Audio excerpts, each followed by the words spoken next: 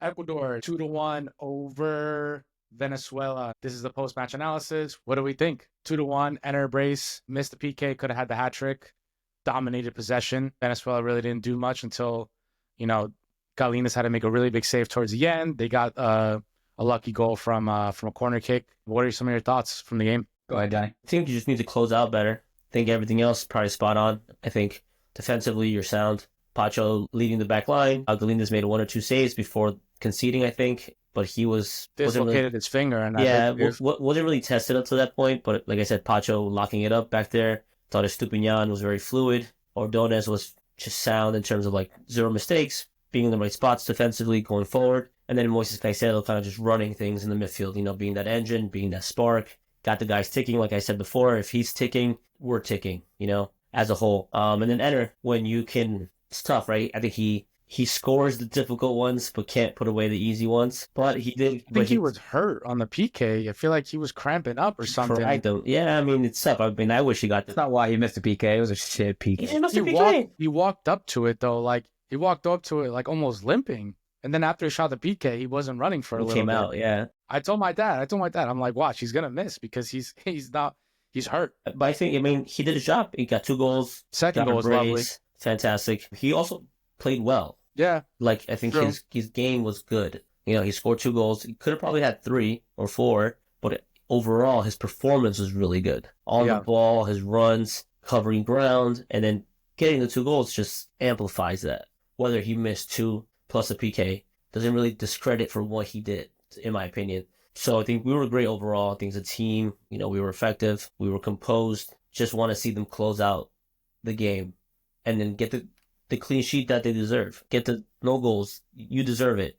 It's unfortunate that they concede, but you get 3 points at home. People are happy. You're enjoying it. The fans are enjoying it. So think to improve on closing out games better. Carlos? Yeah, I would say same thing. It should have been tight at the end. They were the better team for 90 minutes of that game. It shouldn't have been a point in the game where, hey, it's 2-1 now. We got to fucking defend. Or Galinas shouldn't have been good saves. You know what I mean? Shouldn't have been scrappy or sweating it out. And Galinas, that's probably his best performance he's ever had for the national team. He usually gets a lot of shit, a lot of criticism, but it's one of the games where he came through big for you guys and he performed really well. He's showing out. I mean, that Colombia game was probably his best game with the national team. But this was up there. Yeah, this was up there for sure. He's been performing well. Yeah. And, typically at this stage, Galinas is always in. World Cup starts rolling around and they bring back Dominguez, right? Every time.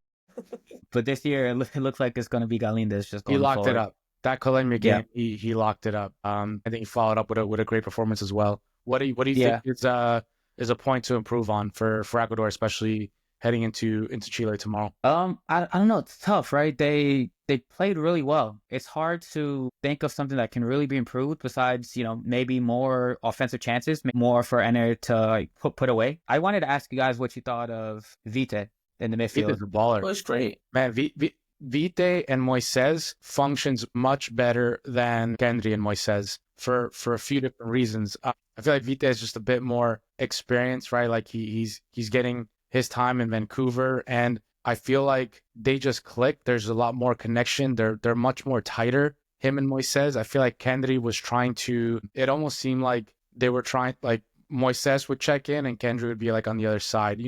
Typical for center mids to do that, right? But it almost seemed like they were too far from each other. Whereas Moises and Vite, they're much more connected. They're much more intertwined. You see a lot more 1-2 combos in the middle. I think that's what we need to keep ticking. If you compare Vite Caicedo with Caicedo and Mendes would be the one dropping back to get the ball. And then it almost seemed like Caicedo would be kind of a little bit lost because that's kind of his role. Or it was his role with Brighton. It's his role with Chelsea. And so what I like about this one is Moises is the one that comes and is on the ball. And Vite stays tight to him and is more of the creative part of the middle. Yeah. You're not asking Moises to be the creative guy. So I think that's what the difference is. But I love their play together. And I think for me, it showed in the Colombia game. In the Colombia game, you saw how quality it was. And then, Hincapié gets the red card. And then the game ended up being differently. But for me, Vite, Caicedo, at least for right now, looks like the midfield for Ecuador. Yeah, I agree. And Ecuador honestly has probably the best back four in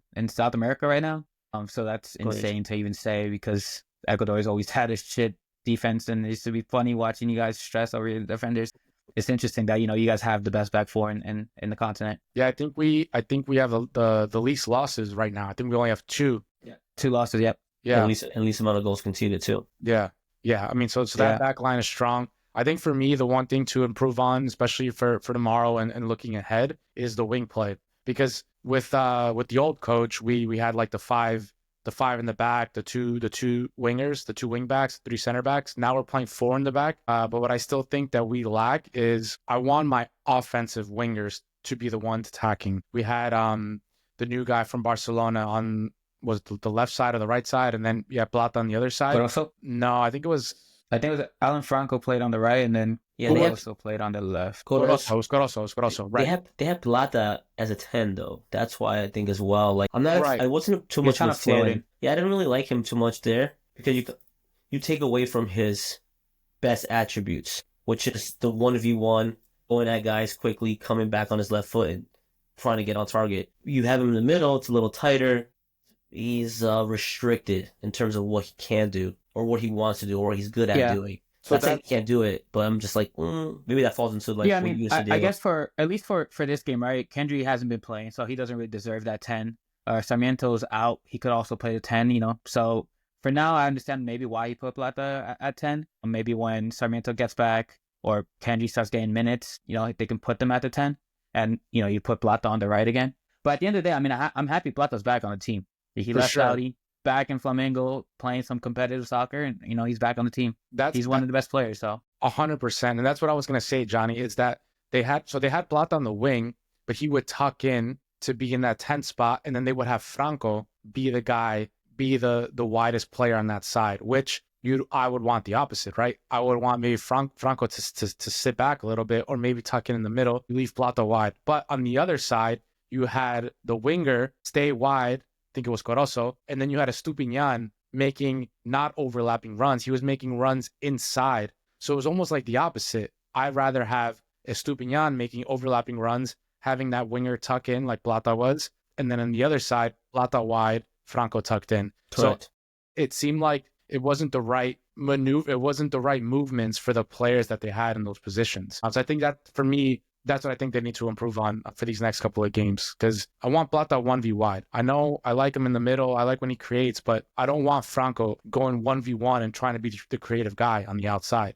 That's not what he's good at. And there was a few times where they were trying to play him in behind or do a 1-2 front. He's not fast enough. And he's not fast enough in Quito, right? Because you hit a 1-2 in Quito. You saw how many times they overhit the balls early on. So that for me is the one thing that they need to improve on, is kind of the wing play and the cohesion between outside backs and the wingers. Well, cool. Tomorrow, Ecuador plays Chile, 8 o'clock Eastern. A big one.